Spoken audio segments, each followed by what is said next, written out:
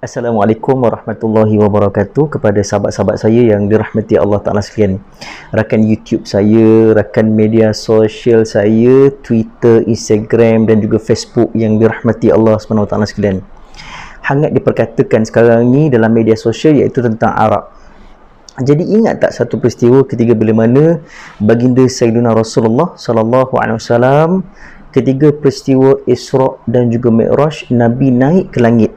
Nabi ditawarkan oleh Allah Ta'ala melalui perintah, melalui perantaraan Malaikat Jibril, Nabi ditawarkan dua air oleh Allah Ta'ala. Yang pertama sekali iaitu air arak, yang kedua air susu. Tapi Nabi pilih apa? Tapi Nabi pilih dengan rahmat Allah Ta'ala, dengan maksumnya Nabi tersebut, dengan akal fikiran yang waras, Nabi pilih susu. Sebab itu fitrah kita suka pada susu. Kenapa Nabi tidak pilih arak? Sebab kalau Nabi pilih arak, maka umat dia akan sibuk memilih arak juga. Walaupun Nabi tidak memilih arak sekarang, tapi ada segelintir umat dia ataupun hamba Allah Ta'ala ni tetap juga minum arak segelintir. Yang tak minum tak apa, tapi segelintir meminum arak. Masya Allah. Moga dijauhkan kita daripada meminati ataupun suka kepada arak tersebut. Wahai sahabat-sahabat saya yang dirahmati Allah Ta'ala sekalian, kita tengok zaman sekarang ni banyak orang minum arak drive sehingga membunuh jiwa yang lain. Dia bukan saja membunuh jiwa dia, tapi dia membunuh jiwa orang lain. Maka jatuh pada dosa besar sebab kerana dia telah membunuh jiwa orang lain, jiwa yang tidak berdosa. Kasihan kadang-kadang bila kita tengok ramai yang terkorban. Sebab apa? Dalam berita dipaparkan pemuda melanggar secara tidak sengaja kerana mabuk. Masya Allah. Sahabat-sahabat saya yang dirahmati Allah Ta'ala sekalian, dua orang pemuda datang bertemu dengan Nabi. Dua orang pemuda datang bertemu dengan seorang ulama. Pemuda ni sentiasa melakukan amalan kejahatan maksiat. Pada malamnya minum arak, pada siangnya berzina. Pada malamnya minum arak dan pada siangnya berzina.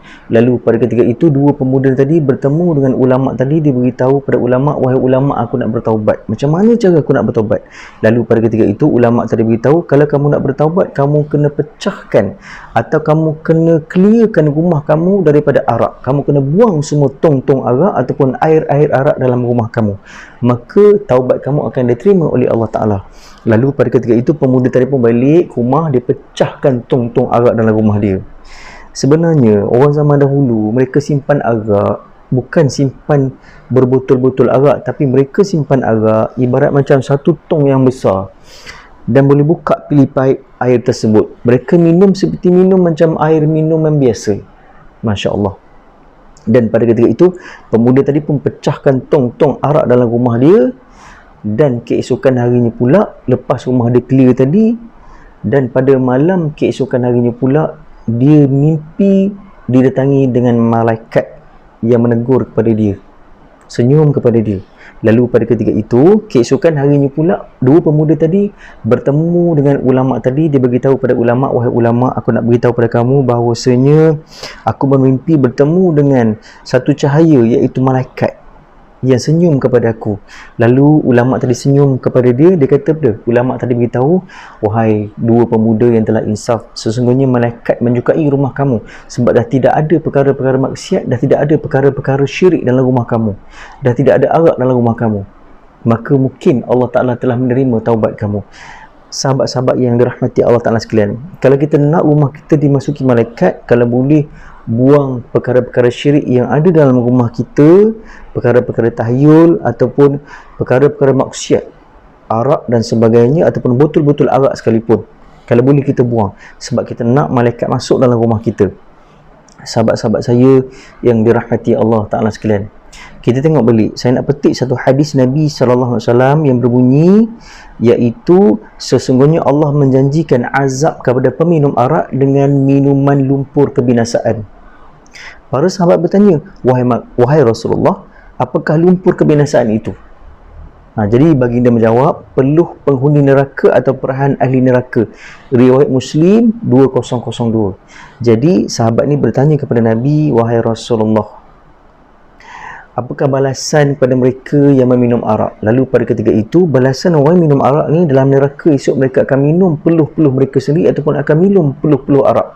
Nanah-nanah daripada orang yang minum arak tadi. Masya Allah. Kita sendiri tengok nanah kita pun, kita sendiri tengok air kencing sendiri pun, air kencing kita pun, Masya Allah. Apatah di yaumul kiamah esok, di hari pembalasan esok, kita akan diminumkan oleh Allah Ta'ala air ataupun buah zakum yang menggelegak masuk dalam perut kita dan akan pecah perut kita. Balasan pada mereka yang minum arak. Arak ni adalah satu benda yang haram, dibenci oleh Allah Ta'ala. Kalau boleh, kita jangan mendekati premis-premis arak ataupun sahabat-sahabat yang minum arak. Kita boleh berdakwah kepada mereka. Contoh, kita berdepan dengan orang yang minum arak. Macam mana kita nak mengatasi masalah tersebut? Kita memang tidak boleh mengatasi, kita memang tidak boleh nak lari daripada orang yang minum arak. Memang kita akan sentiasa berhadapan dengan dia. Macam contoh saya sendiri pun berhadapan dengan situasi rumah tangga, suami yang minum arak. Kita boleh nampak sebenarnya orang yang minum arak, wajah dia akan kehitam-hitaman dan juga bibir dia akan kehitam-hitaman dan leher dia akan merah. Sebab apa? Sebab kepanasan daripada arak tersebut. Arak ni sebenarnya boleh menyebabkan melumpuhkan sistem imunisasi pada tubuh badan kita. Kalau boleh kita elakkan, jauhkan. Hatta kalau seseorang tersebut ada berdekat dengan berkongsi dengan sesuatu saham arak, maka tetap jatuh pada dosa besar. Saya nak sebut kat sini antara 10 yang dilaknat oleh Allah Ta'ala, 10 manusia yang dilaknat oleh Allah Ta'ala, yang dibenci oleh Allah Ta'ala, yang akan masuk neraka Allah Ta'ala, iaitu yang pertama sekali, golongan yang dilaknat kerana arak, yang pertama sekali iaitu pemerah arak. Siapa yang perah arak? Perah arak. Zaman dulu mereka akan perah arak, mereka akan peram arak, maka dia dilaknat oleh Allah Ta'ala. Yang kedua pula iaitu minta diperahkan arak. Kalau mereka minta diperahkan arak pun dikira sebagai dilaknat oleh Allah Ta'ala. Dan yang ketiga iaitu peminum arak. Peminum arak ni, siapa yang minum arak, maka dia ni akan dilaknat oleh Allah Ta'ala dan akan dibenci oleh Allah Ta'ala dan akan diseret oleh Allah Ta'ala dalam neraka esok. Dan yang keempat pula iaitu pembawa arak. Saya pernah bekerja di salah sebuah hotel dulu, ketika bila mana saya disuruh ataupun di offer oleh ketua waiter tersebut untuk bawa arak. Bukan bawa arak macam ni. Saya dimarahi oleh ketua waiter tersebut sebab bawa arak macam ni. Dia suruh bawa arak macam ni, ada style. Lalu pada ketika itu baru saya tahu yang itu arak. Saya terus berhenti kerja dan saya tak ambil gaji tersebut. Kalau saya ambil gaji tersebut, maka hukum jatuh pada dosa besar dan haram ke atas saya. Okey, dan yang kelima pula iaitu meminta dibawakan arak kepadanya. Kalau orang tu minta, mari bawakan arak kepada aku, maka dia dilaknat oleh Allah SWT. Dan seterusnya pula iaitu yang keenam, memberi minuman arak kepada orang lain. Macam contoh kita perdajalkan kawan kita tadi. Contoh, kita campurkan sedikit air arak dekat dalam botol minuman dia, kita perdajalkan dia, maka jatuh pada dosa besar ke atas kita. Dia tidak dosa sebab dia tak tahu, tapi kita yang berdosa besar. Dan yang ketujuh iaitu penjual arak. Siapa yang jual arak walaupun dia tak minum, ada orang kata, ustaz, saya ni hanya jual arak tapi tak minum, tetap jatuh pada dosa besar sebab dia bersekongkol dengan arak tadi. Okey, seterusnya pula iaitu yang ke-8, orang yang mendapat hasil daripada arak.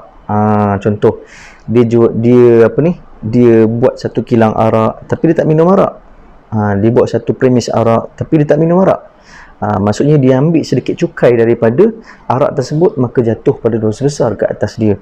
Dan yang ke-9 iaitu orang yang memberi arak. Kita beri arak kepada orang tersebut walaupun kita tak minum, tapi kita serve arak kepada dia, maka tetap juga jatuh pada dosa besar. Dan yang ke-10 yang terakhir iaitu orang yang meminta diberikan arak. Nak arak sikit boleh tak? Nak rasa? Maka pada ketika itu golongan ini dilaknat oleh Allah Ta'ala. Jadi semoga kita ni menjadi golongan yang tidak dilaknat oleh Allah Ta'ala. Walaupun ingat, orang yang menahan nafsu dia daripada tidak minum arak di dunia, maka Allah Ta'ala akan bagi dia minum air yang sangat sedap dalam telaga Kautsar, ataupun Allah Ta'ala akan bagi dia minum iaitu syurga yang dalamnya ada tasik yang berupa arak. Orang yang tahan nafsu dia supaya tidak minum arak di dunia. Ingat, orang kafir ni, dunia ni syurga bagi dia. Tapi orang Islam ni adalah penjara bagi orang Islam di dunia ni, insya-Allah. Jadi saya rasa sekadar itu saja. Saya mohon kemaafan sekiranya ada terkasar bahasa terlajak bicara, dan saya tangguh ataupun saya tutup tazkirah saya dengan wabillahi taufiq wal hidayah. Wassalamualaikum warahmatullahi wabarakatuh. Moga kita menjadi golongan yang dicintai oleh Allah Subhanahu Wa Taala.